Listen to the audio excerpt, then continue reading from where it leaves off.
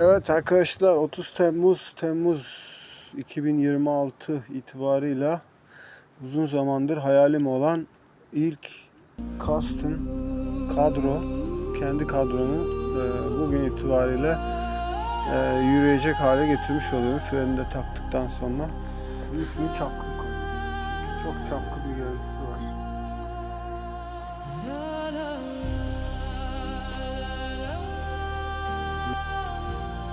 Custom bike.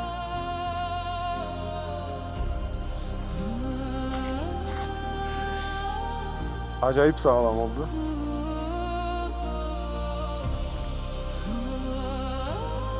İşte böyle arkadaşlar, Dream Builder olarak üretmeye devam ediyoruz tüm olumsuzluklara rağmen.